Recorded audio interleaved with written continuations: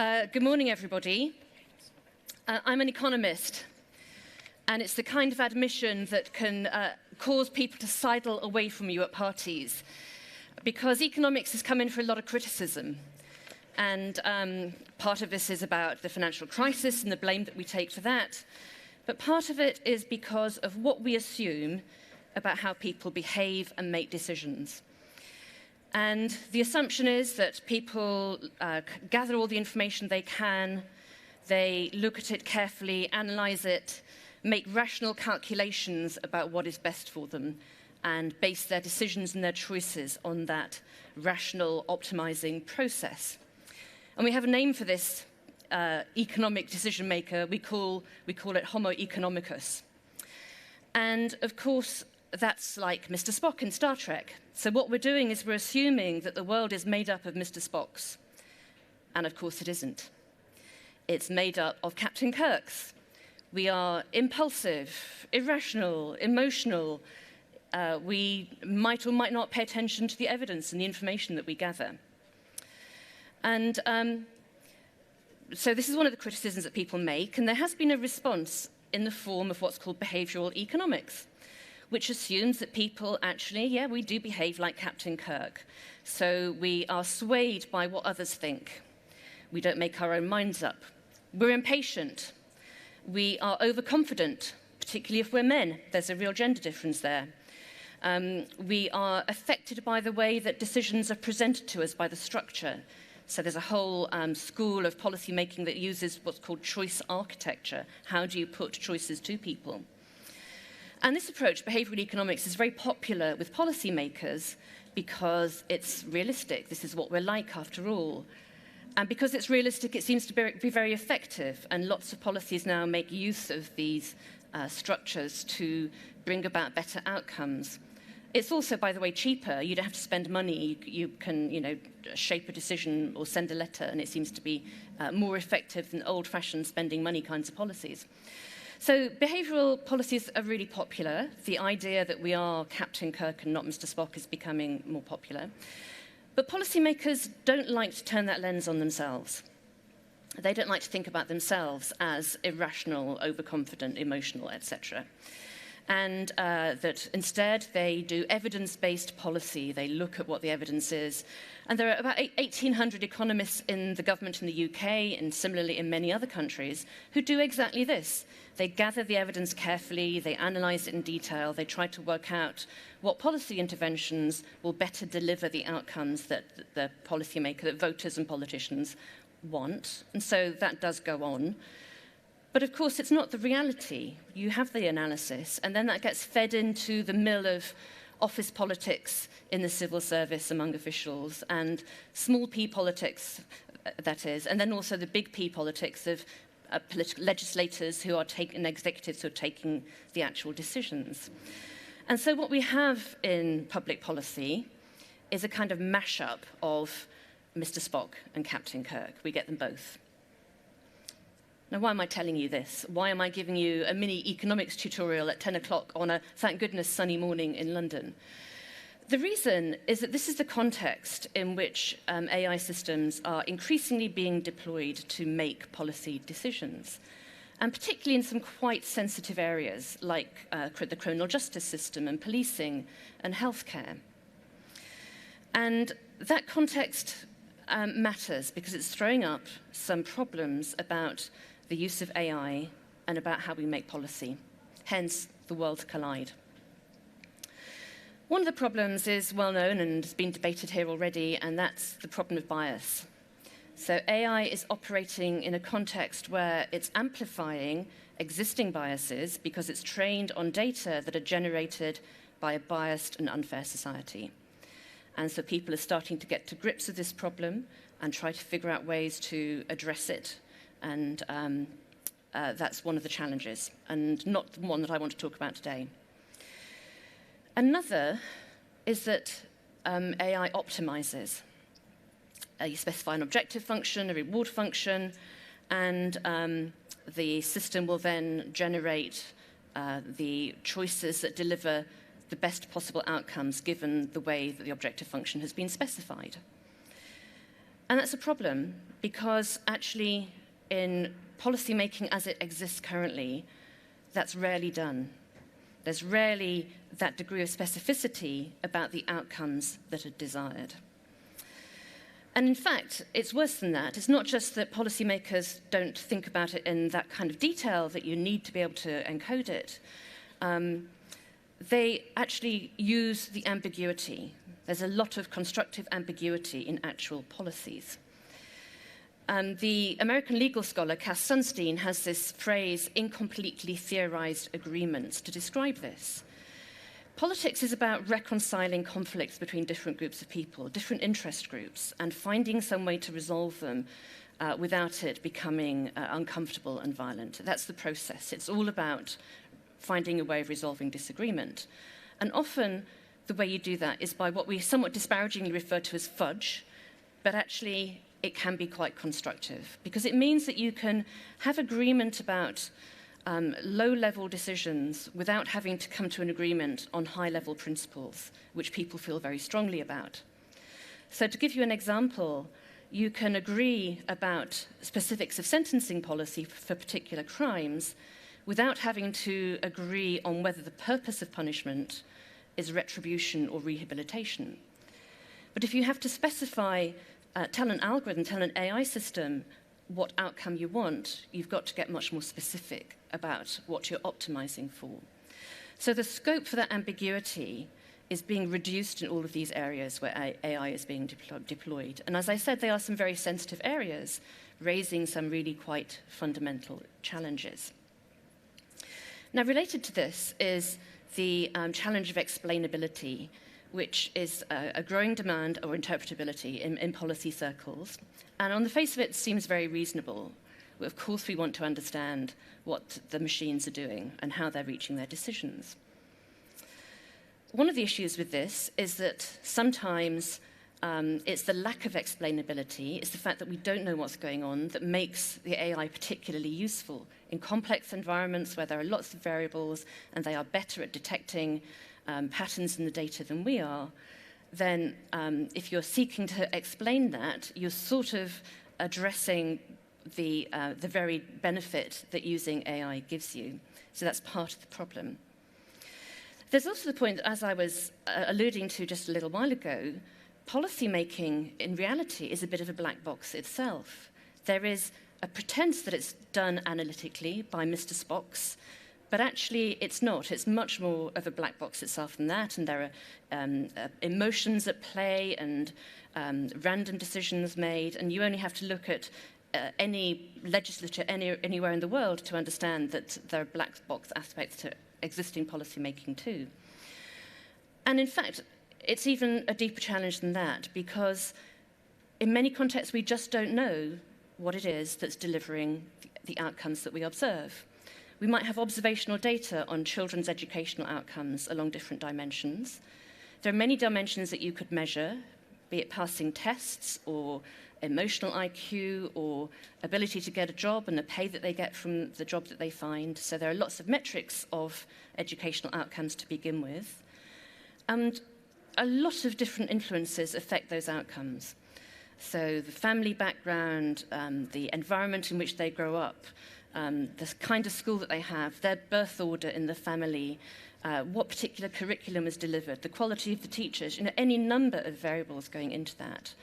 And there are many different structural explanations, causal explanations that you can think of that might fit the observed educational outcomes. And we just can't identify it. In a sense, history is overdetermined.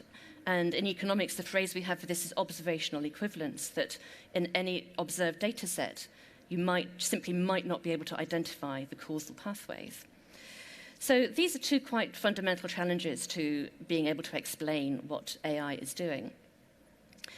But it goes beyond that as well, because actually that demand can cover lots of different separate requests of understanding. So it might be that there's a request for a causal account of what's going on, and that might be possible, or it might not be possible. And that, compared to the counterfactual of not using AI, it might be no different anyway. But seeking a causal account imposes one kind of set of demands on the engineers and different kinds of responses in building AI systems to a demand for causal explanation. It might be that people think they want causal explanation, but what they want really is a plausible narrative. And that's often what they get in existing policy making. And so, in a sense, it doesn't matter if you can't identify the exact causal structure, as long as you can give people, satisfy that human need for a narrative that makes sense of things that are happening in their lives and for the observed outcomes. And that, too, is imposes a different set of engineering requirements. It might be that you want some kind of assurance about the outcomes. Are they good outcomes? Are they fair outcomes? And that, too, requires something different. It requires perhaps some kind of post hoc evaluation, comparing that to some benchmark idea of what fairness looks like or what good looks like. Or it might be that there are specific legal requirements that the AI system has to adhere to. It could be competition policy, where there has to be no collusion about price setting, or it could be employment law, which says there has to be no discrimination in hiring. And there are specific auditability requirements imposed on the engineering. But each of these is different, and in each case it needs to be spelled out. And I think often when people in the policy world demand interpretability or explainability, they haven't thought clearly about which of those things it is and which engineering challenge, therefore, they are requiring. And many people here will know much more about the technical aspects than I do, but there's a large literature, growing literature, about how you respond to each of those different versions of the request. But I think fundamentally, this is not a challenge for the AI community. And it troubles me a little bit that a lot of this debate is about AI ethics, as if engineers are particularly bad people and need to get with the ethical agenda, compared to policymakers who think about this all the time. That contrast is not a fair one. I think the demands on the policy community, in a way, are even greater. And what do I mean by that? So one of the consequences is that we're going to have to start evaluating the outcomes of AI decisions much more consistently than we do. And anybody who's signing a contract to start to use AI ought to be writing that evaluation into the contract as a requirement. But what does that mean? It means that we need to have a clear idea of what a good outcome is, and that takes us back to the points about what's the objective function specifically, and then what are the benchmarks against which we might compare that, and also what's the community for who we are seeking these good outcomes. So there are some quite difficult issues in there. But the fundamental point is, are the results of the AI decision-making the ones that are legitimate in the kind of democratic society that we are? So evaluation is absolutely key.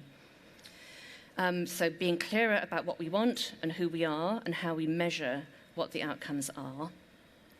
The underlying issue, it seems to me, is the trustworthiness of the whole set of social and technical institutions. So it's not just about AI. And as I've tried to say, the contrast between AI decision-making and policy decision-making along these dimensions isn't as great as it's sometimes made out to be. It's not just about AI and the engineers or even the companies that are constructing the systems and selling them. It's also about the whole system of governments and agencies and businesses that are starting to use AI. And I like Honora O'Neill's construct. It's not that we have to trust these institutions, because the institutions might or might not be deserving of trust. People can trustworthy institutions too. The institutional framework itself has to be trustworthy. So I think this is quite a big challenge for the policy community. The use of AI spreading through policy environments, and particularly these sensitive ones, is going to force a confrontation with some very difficult questions. And questions that are almost by construction avoided in the kind of democratic systems that we have, where constructive ambiguity is a really important way of smoothing over inevitable conflicts of interest. the fact that these are smoothed over in prospect doesn't mean that in retrospect the outcomes don't favour one group or the other. And so in that sense, I think this is going to be a good confrontation. It's going to be healthier for our societies in the long term to think about what are the inherent conflicts of interest, what does a good outcome look like, for whom do we care about these good outcomes, what are the biases. These are all important issues to address. But it's not going to be comfortable.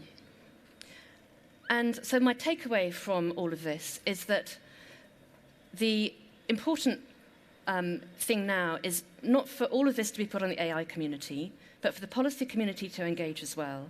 And it has to be a conversation between the two. This has to be interdisciplinary. I'm a social scientist. I think the social scientists and the engineers have to work together really closely on this. But it has to be a political discussion as well, so it has to bring in the policymakers too. So the conversation is a healthy one. It's also going to be a really uncomfortable one. The worlds collide. Thanks very much. Thank you, Diane. I'll take a seat over there. Well, on the topic of it being a conversation and hopefully a healthy one, not an uncomfortable one, I did see John taking reams of notes there. It was that or doodling, and I'm pretty sure, being the professional, it was definitely notes. So over to you both, please. Thank you very much, and thank you, Diane, for a fascinating talk. You raised a whole number of issues there which could keep us talking all day, but we only have 20 minutes, so I'll dive straight in. I thought your discussion about Homo Economicus, this kind of rational economic actor, sounded very familiar, and it was because Stuart Russell on Monday morning was talking about how AI systems work. And for generations, we've been thinking of AI systems as designed to optimize a fixed objective. And he was arguing that that really is not particularly useful in the real world, because as you're talking about, in the real world, we have constructive ambiguity.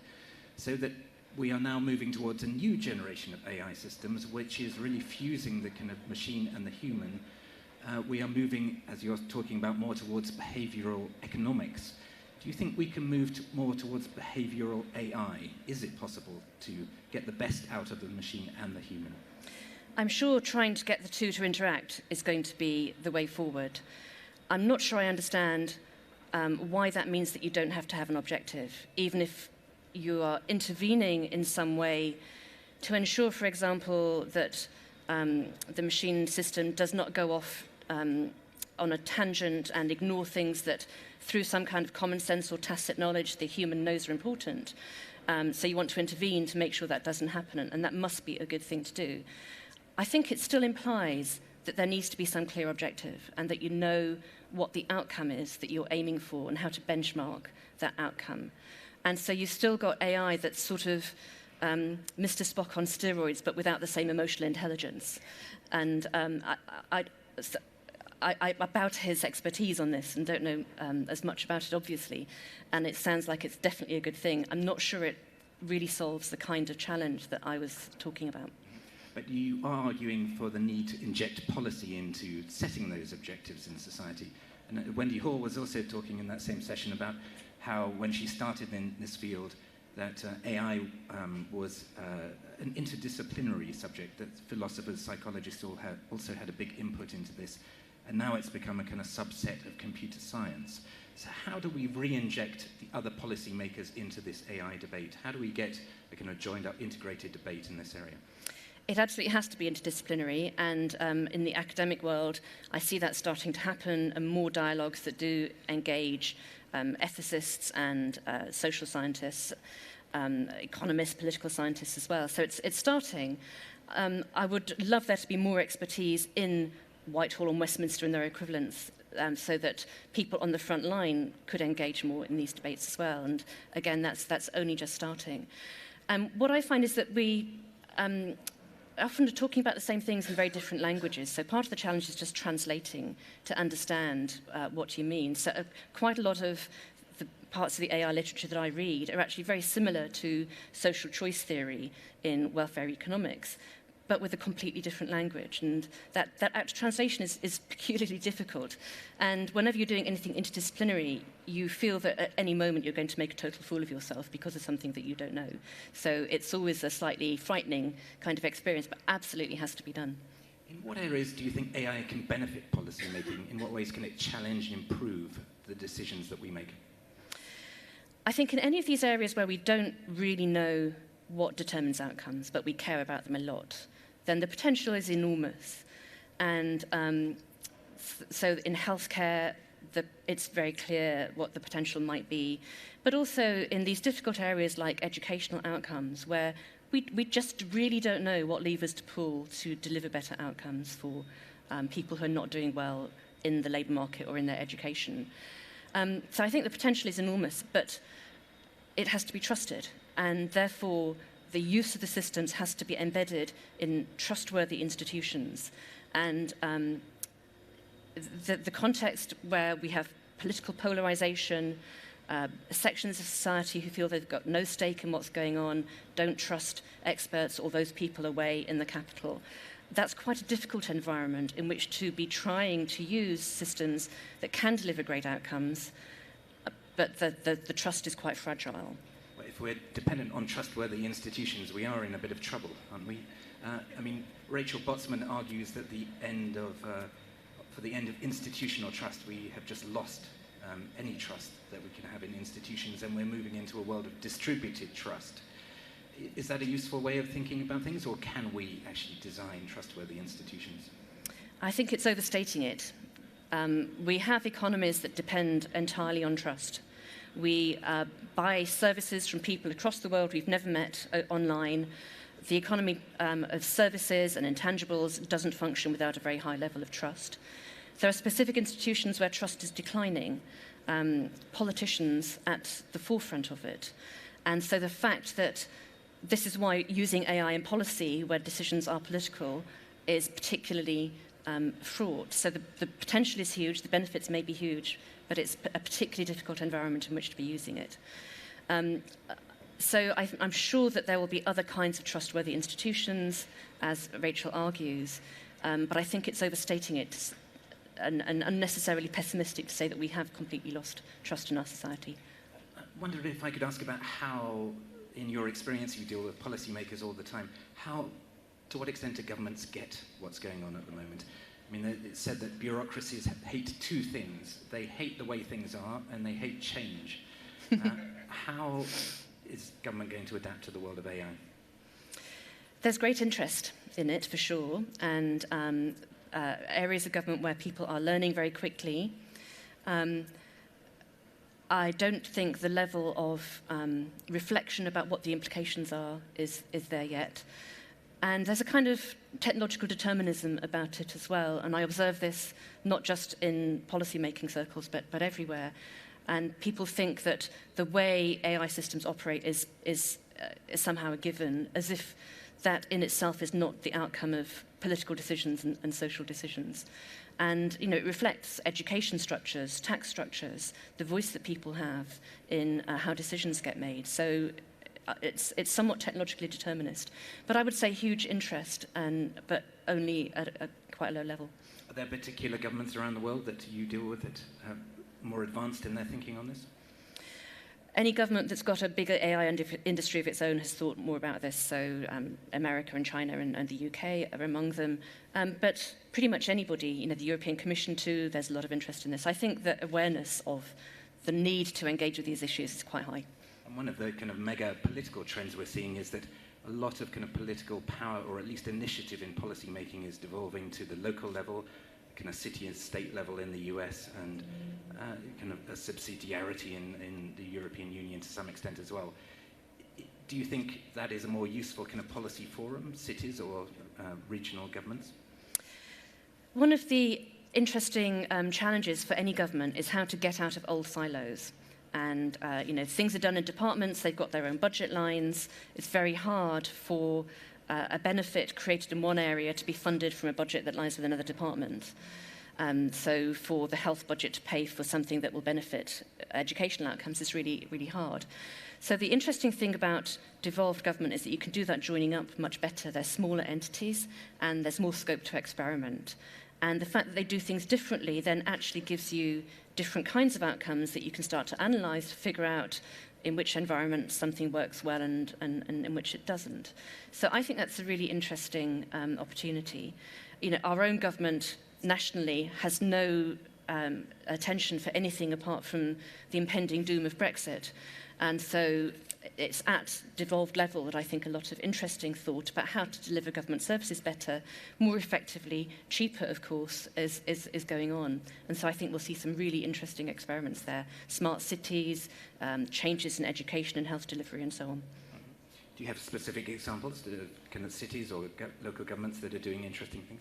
The one I know best here is Manchester, which was early to devolve among the English cities. It's got a joined-up health and social care budget. It's starting to get more powers over education and joining up education in its own region, and has the kind of internal capacity to think about novel ways of delivering policy, as well as the budget pressures on any local government to find ways of doing so more efficiently at lower cost. Right.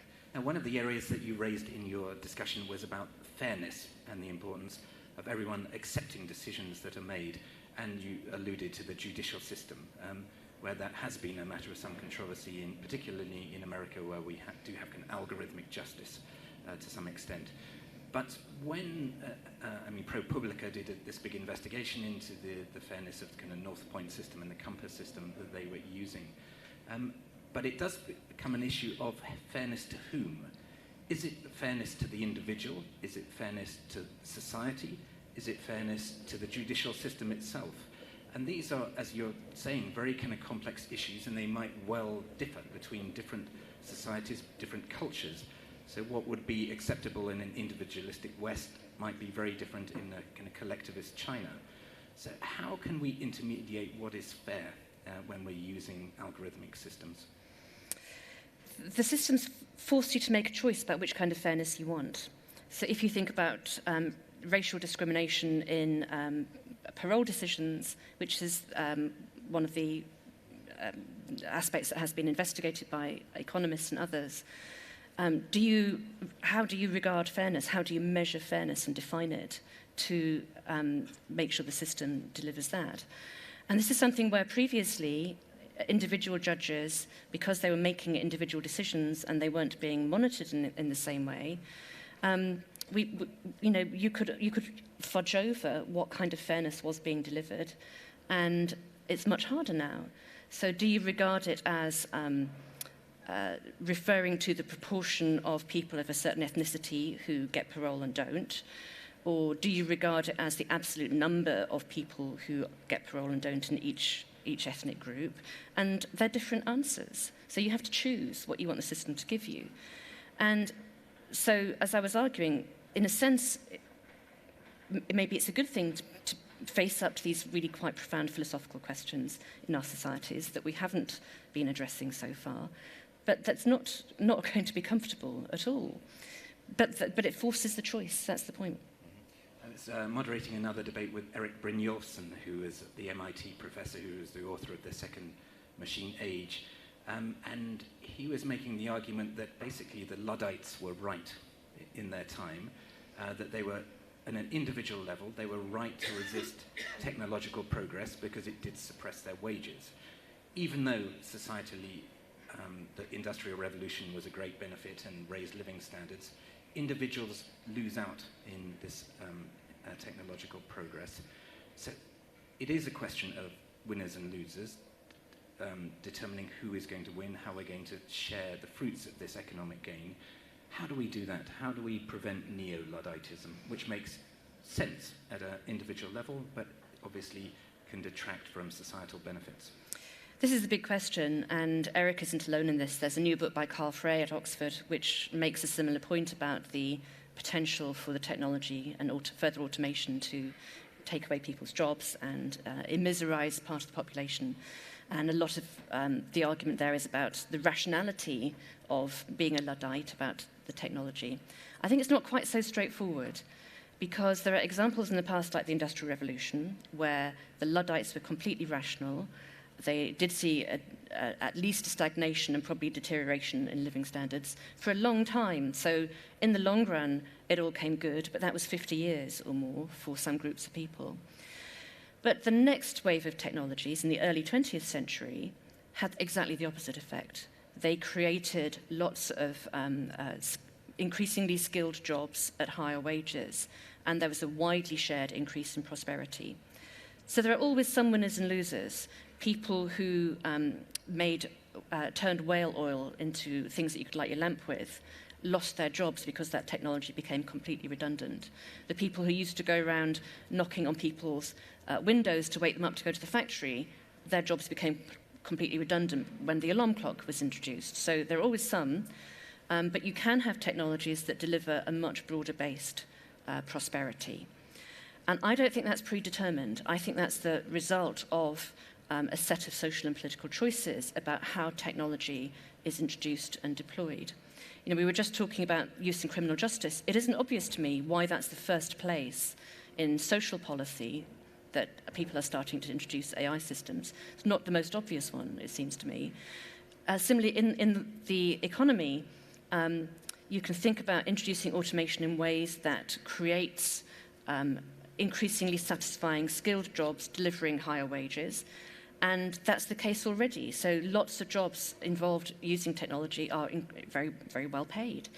That requires thinking about the social structures, the organization of the labor market, and the delivery of skills so that people can work with the technology as a whole. And one of the famous differences in the 20th century was Henry Ford's recognition that actually he had to double the pay that his workers were getting because then they would be able to afford not only the cars but all the other new innovations that were coming along at the time. And he was sued by Dodge, which was a shareholder in Ford at the time, because they thought it would reduce shareholder value. So if we are introducing automation in a context where increasing shareholder value over the short term is the thing, then Luddism is going to be rational. But we could think about introducing it in a different kind of way. Is it ultimately a question of redistribution?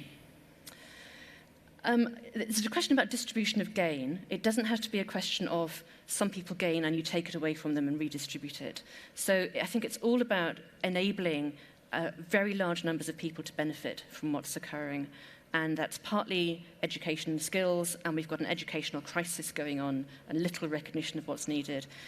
Partly access to infrastructure. People talk about universal basic income. I think universal basic infrastructure is much more important, widely understood. So it's access to education and health, but also to broadband and 5G and transport and all of the other things that we think of, so that people have the capacity to equip themselves for this world that is coming along and changing. People used to call that the enabling state, I think, didn't they? Is that a useful way of thinking of it? It is a useful way of thinking about it, I think. We've got, so the enabling state is what we want. I just think the policy world is far from confronting these really quite big societal questions. And they're going to have to. And they're going to have to do it soon, and they're going to have to do it quickly. I'd like to come back to the issue of compensation. I was reminded of this because the pub on the corner there is called the Lighterman. And I wrote an article a while back about this historical example of where in the medieval times the worshipful company of watermen and lightermen, which was one of the most powerful guilds in London, and they controlled all the water taxis going across the River Thames, they forced Parliament to pass a bill which compensated them every time a bridge was built across the Thames. So when they set up, there was only one bridge across the River Thames, and every time they built a bridge, they had to be compensated by the bridge owners because their trade diminished. And that even went up to the days of the Millennium Bridge, even though we have almost no water taxis today. The Millennium Bridge builders had to pay this worshipful company compensation for the reduction in the water taxi trade.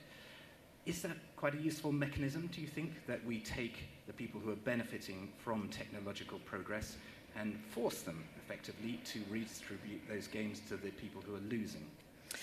So in a sense, I would agree, but I think that is too narrow a way of thinking about it. We are in an economy where there are an increasing number of goods that are, in effect, public goods. Information is a public good. We have a mechanism called the tax system. Progressive tax system takes money from people who are benefiting and thriving in the economy and delivers it to people who need a hand. There may be occasions when you want some specific compensation mechanism, and it might be to do with trade or it might be to do with technology, but it should be for not more than a generation, I would say. So I would put sunset clauses into the kind of deal your Leiterman negotiated, because there are people who are, too old or don't want to move, who are not ever going to be able to regain the standard of living that they had before they were made redundant by some technological or trade innovation. And for sure, compensating them is part of the job of the state, it's part of the social contract, but that shouldn't carry on for centuries. And what is the fault of the universal basic income, the other UBI? Why do you not like that as a mechanism? If it's universal rather than providing people a basic income if they don't have one, so a simpler benefit system in effect, then I think it takes away agency. For one thing, it's politically not feasible that it would be delivered at a level that would actually allow people to live on it, because the tax burden would be very high, and the calculations have been done over and over again that show that. But I think it's about agency. I don't think people really want just to be given a modest amount of money. They would rather be able to take their own destiny into their own hands, make sure that they can achieve what they want to in life, that they can deliver the conditions for their children to get on in life as well. So that's not economics. I can't prove that by any economic theorem or evidence, but that's my sense of what would be better, that people want to be able to deliver their own prosperity, have some control over their own destiny. Final question. Are you optimistic that we're going to get this right? And if so, what are the immediate steps we need to take to get there? To be honest, I'm quite pessimistic about whether we're going to get it right because of a very polarised political context. And if you're facing up to big societal challenges, of course there will be, if you like, philosophical or ideological differences about it. But that area of common ground where people can have a reasoned debate about these big challenges seems to be shrinking quite dramatically at the moment in a number of countries. So I stopped listening to the news. It's getting a bit too depressing. But that doesn't mean it's not important to carry on trying, and it's why events like this are important, and it's why it's important for everybody to engage in that kind of interdisciplinarity and policy conversation, talking to policymakers about these challenges. Because it's not all on the AI engineers, it's on the policymakers too. I think that clearly is the big message from this CogX event, isn't it? That AI has to be a lot more than people in the community talking to themselves. It has to engage every branch of society. Absolutely. So, Diane, thank you very much for a fascinating conversation.